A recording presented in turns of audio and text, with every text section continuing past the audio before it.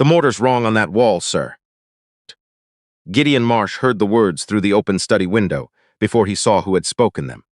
He was standing at his desk with a half-read brief in one hand and a cup of cold coffee in the other, and his first thought was that the voice was too small to belong to anyone who had business on the grounds of the Marsh estate on a Tuesday afternoon in late October. He set the brief down, he set the coffee beside it, he walked to the window. The girl was standing perhaps 4 feet from the south wall of the study, her head tilted to one side, examining the stonework with the kind of focused attention that most adults reserved for things that mattered to them personally.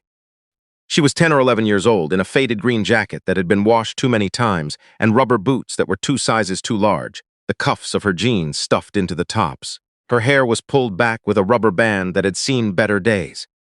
Gideon had not spoken to her before, but he knew who she had to be. The new groundskeeper, Rufus Payne, had started work 3 weeks ago. He brought his daughter on Tuesdays because the school district had some kind of rotating off day, and because the child, as Rufus had explained with quiet apology on his first morning, had nowhere else to be. He opened the study door and stepped outside onto the flagstone path that ran along the south side of the house. The afternoon was cool and still, the sky the pale gray of old pewter, the kind of sky that Virginia put on in late October, like a coat it had been saving all year. "What did you say?" he asked. The girl did not startle. She turned and looked at him with the steady, evaluating gaze of a child who had learned early that adults asking questions were not always worth being afraid of. "The mortar's wrong on that wall," she said again, more clearly. She pointed at a section of fieldstone roughly 2 feet square, set midway along the study's exterior at approximately shoulder height. "Right there. See how it's a different color? And the joint is too smooth. The rest of the wall has texture in the joints. That part doesn't. Someone did that recently." Gideon Marsh was 67 years old. He had served 12 years as a federal circuit judge, and before that had spent 22 years as a trial attorney with a reputation for noticing the one detail in a contract that the other side had hoped he would miss. He had never in those 34 years been told by a child that something in his own house was wrong. He walked to where the girl was standing and looked at the section of wall she had indicated. She was right. He saw it immediately now that she had pointed it out, which was a different thing from having seen it on his own, which he had not. The mortar in that 2-foot section was lighter in color, slightly smoother in texture, and the joint lines between the stones were fractionally narrower than those surrounding them. It was the kind of repair a careful craftsman had made to blend in, and which had come close but not close enough. "What's your name?" he asked. "Tatum Payne. My dad does the grounds." "I know who your father is, Tatum. How do you know about mortar joints?" The girl looked at the wall again, not at him, in the way of someone more comfortable with objects than with being studied. "My dad taught me. He used to do restoration work before the groundskeeping. Stone buildings, mostly. He says old stonework tells you the truth about who built it, and new work tells you the truth about who tried to fix it. If the fix doesn't match, it's either because whoever did it didn't care, or because they did it fast, or because they did it when no one was watching." Gideon was quiet for a moment. "How long ago do you think this was done?" Tatum leaned forward and pressed 2 fingers against the surface, lightly, the way a doctor touches a patient before asking the harder questions. "A couple years, maybe. Fresh mortar's almost white. Old mortar goes gray or cream depending on the limestone content. This is somewhere in the middle. 2-3 years. 2 years. 3 years. Gideon stood with both hands in the pockets of his cardigan and did the arithmetic quietly. Caroline had died 3 years ago in September. She had been sick for 14 months before that. During those 14 months, he had not paid close attention to anything about the house that did not require immediate attention, and after she died, he had paid attention to even less. "Tatum," he said, "does your father know you're over here?" "He sent me to put the leaf bags by the service gate. I came by the south path because it's shorter." She glanced at him with the sideways look of a child who knew she was in ambiguous territory, but had decided that the information she had was worth the risk. "I walk by here every Tuesday. I've been looking at that patch since the first time. I asked my dad about it last week, and he told me he did the work. But he got quiet when I asked why, and my dad doesn't usually get quiet." Gideon turned to look at her fully. "Your father laid this mortar?" "Yes, sir," he said. "Mrs. Marsh hired him about 2 weeks before she passed. Said she wanted some restoration work done on the south wall and asked him not to make a fuss about it." Tatum paused. "He said he never thought to mention it to you because he figured you knew, and then after she was gone, it felt wrong to bring it up." Gideon said nothing. The cold afternoon settled around them. Somewhere in the line of boxwoods at the property edge, a bird moved through the branches without singing. Caroline had hired Rufus Payne 2 weeks before she died. She had asked him to do restoration work on this specific section of wall. She had not mentioned it to Gideon, and she had not mentioned it for the same reason. She had not mentioned a great many things in those last weeks, because she had been protecting him from the effort of knowing the way she had always protected him from things she believed he could not carry and do his work at the same time. The difference was that this was not a small thing she had been protecting him from. He could feel it the way the cold air sat against the back of his neck. The way the stones in that section looked back at him now. He had walked this path every morning for 20 years with his coffee. He had stopped walking it after. Caroline died because the garden bed at the base of this wall was where she had grown her climbing roses, and he had not been able to look at the dead canes without understanding in his body, rather than his mind, that she was not coming back. He had not looked at this wall in 3 years. "Tatum," he said, "I want you to go find your father. Ask him to come here. Don't tell him why. Just say that Mr. Marsh would like to speak with him." The girl went without another word, quickly and without running, in the manner of a child who understood that some requests from adults were not invitations for questions. Gideon stood alone in front of the section of wall and pressed his hand flat against the stones. They were cold and solid and gave nothing away. But the mortar in that 2-foot section had a slightly different give under his palm, less settled, less integrated with the stone the way old mortar becomes integrated, the way anything that has been in place long enough becomes part of what it holds. Rufus Payne came around the south corner of the house 6 minutes later, his work gloves in one hand, his hat in the other. He was a large, quiet man in his mid-40s with the careful movements of someone who had spent his working life around things that could crack if handled carelessly. He stopped when he saw Gideon standing at the wall, and something passed across his face. Not guilt exactly, but the expression of a man who had been waiting for a conversation that had taken 3 years to arrive. "Mr. Marsh." "Rufus." Gideon gestured at the patched section. "Your daughter tells me you laid this mortar." Rufus looked at the wall and then back at Gideon. "Yes, sir. Mrs. Marsh asked me to. About 2 weeks before September." He cleared his throat. "She told me the stones had shifted some, and she wanted it shored up. She showed me exactly where. She'd already loosened one of the stones herself. There was a space behind it. She had me seal an iron box into that space and relay the stone and repoint the mortar around it. She said to match the surrounding work as close as I could." He paused. "She told me to tell you about it when you asked. She said you'd ask eventually. She seemed certain about that."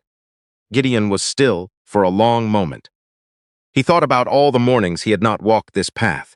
He thought about the particular patience of a woman who had known him well enough to predict that he would eventually find his way back to this wall, and who had trusted that knowledge even from the distance of 3 years. She had also trusted, he understood, that if he did not find it himself, the right person would walk past and notice. She had not known it would be a 10-year-old girl in oversized boots. But she had trusted the world to send someone. "I'll need the stone opened," Gideon said, carefully. Rufus Payne worked with the quiet efficiency of someone who understood that the job was to disturb as little as possible. He had tools in the groundskeeping shed 30 yards away and was back in 4 minutes. With a mason's chisel and a small rubber mallet, he worked the mortar from around the center stone in the patched section, the one Caroline had originally loosened, and lifted it free in 11 minutes. Behind it, fitted into a space that had been cut deliberately into the infill between the outer and inner stone courses, was a small iron box. It was the kind sold in hardware stores for fireproof document storage, sealed with a simple latch wrapped in several layers of plastic. The plastic had kept it dry. Gideon lifted it out himself. He carried it inside to the study and set it on the desk. He stood looking at it the way a man stands before a door he knows will change the size of every room he inhabits afterward. He unlatched it.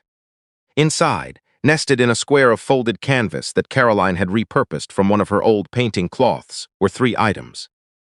A sealed envelope in her handwriting, his name on the front in the particular slant she had used for letters since the very first one she had written him 41 years ago.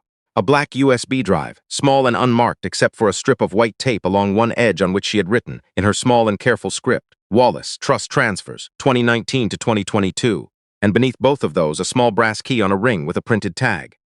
The tag read, "Lockbox 7, First Meridian Bank, Charlottesville. The rest is there." Gideon sat down. He opened the envelope. The letter was 2 pages in Caroline's handwriting, dated August 19th of the year she died. She had written it, he understood, 6 weeks before the end, at a point when she would still have had the concentration to write clearly and the strength to hold a pen steady. Gideon, it began, with no preamble, in the way she had always begun serious letters. I found the first discrepancy in January. I know you were focused on my treatments, and I did not want to add to what you were already carrying, so I did not tell you. I told myself I would wait until I was better. When it became clear I would not be better, I told myself I would tell you before the end. I am telling you now, in the only way I have left that I can be certain reaches you without passing through someone else's hands first. Wallace has been moving money out of the Marsh family trust since 2019. Not the operating accounts, the trust itself, the principal. He has been routing it through a series of holding companies, 2 of which he controls through a management firm in Delaware. I have documented 18 transfers over 3 years. The total is on the drive. All of it is on the drive, the transfer records, the routing, the shell company registrations. I pulled what I could from the quarterly statements you stopped reviewing when I got sick. The rest I found with the help of an accountant named Dwight Sellers in Roanoke, whom I paid in cash and asked to speak to no one. His complete notes are in the lockbox at First Meridian, along with the original paper records. I chose Rufus to seal this because I met him when he bid on the restoration work last spring, and I trusted him immediately. He does not know what is inside.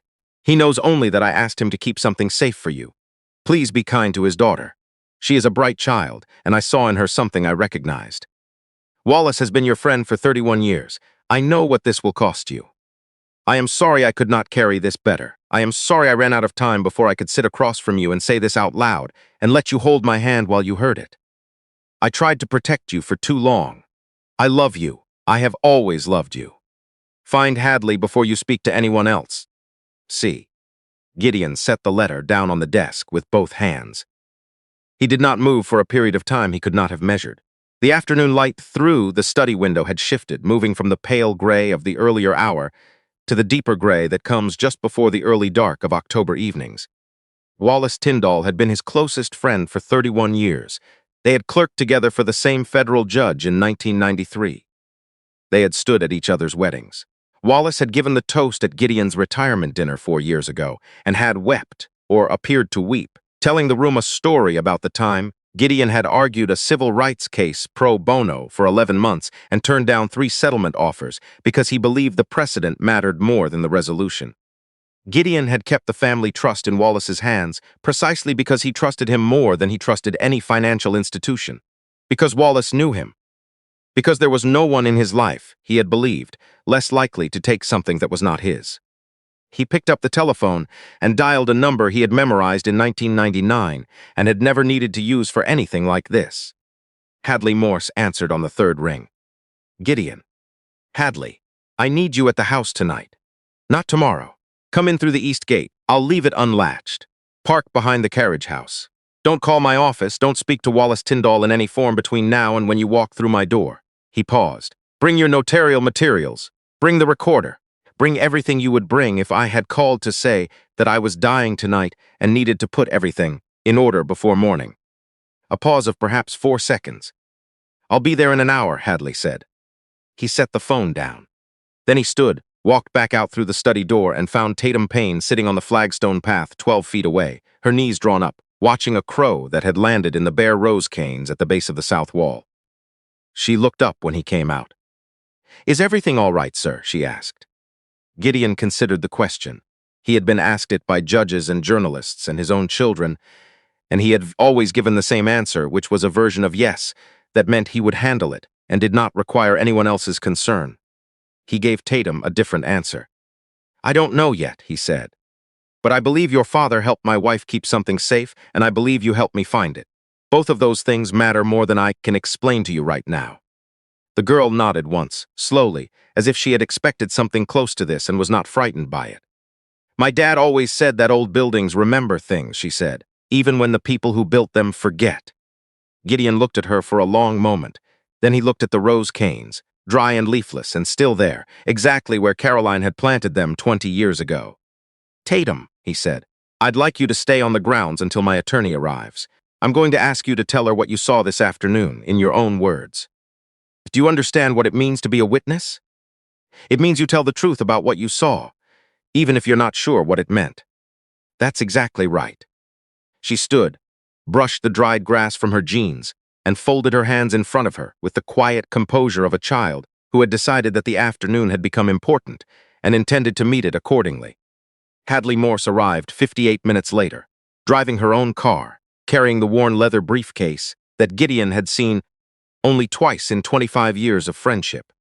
She was 71 years old, with the upright, unhurried manner of someone who had stopped being surprised by bad news long enough ago that she had learned to receive it as information rather than shock. She walked through the kitchen entrance without knocking, found Gideon at the study desk with the iron box open in front of him, and read the letter standing up twice without speaking.